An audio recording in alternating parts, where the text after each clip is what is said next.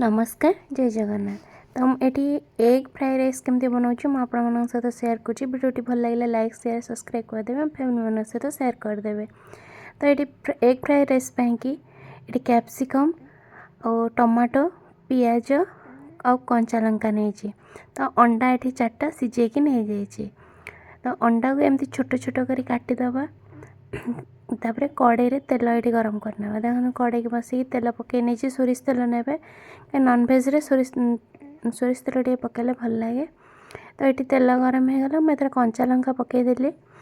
कंचा लंका टे बाजीगला पियाज पकईदेली। देखो पियाज को पूरा डीप फ्राए न फ्राए हवा पर्यंत भाजबे।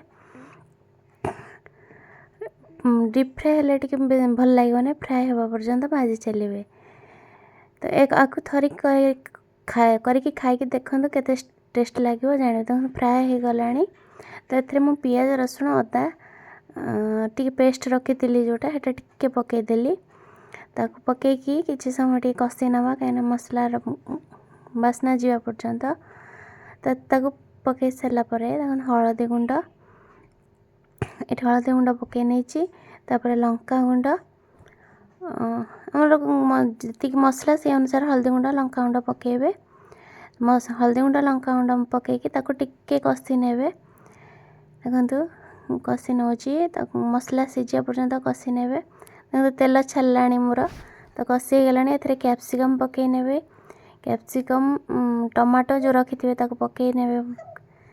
पकईकी किसी समय कषि देवे। कसंतु देखो मु कसुची किसी समय कषि सारे स्वाद अनुसार लुण पकेबे। स्वाद अनुसार लुण पकईकी 4 ରୁ 5 मिनिट पर्यंत घोड़े देवे। मुझे लुण पकईदेली।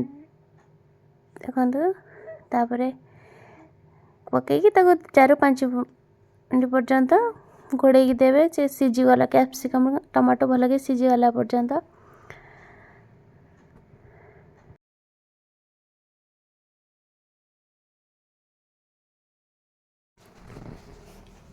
ये मुझे चिकेन मसला पकई नहीं। चिकेन मसला पकईकी पुणी कषिकी 2 मिनिट कषिकी देखिए ये मुझे घोड़े देवी।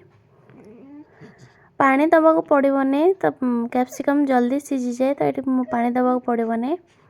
तो ताको घोड़े देली 5 मिनिट रे सीझी जीवना ताको काढ़ीदेवी। देखो ये काढ़ीदेली हो गला। ये मु अंडा पकई नेबी।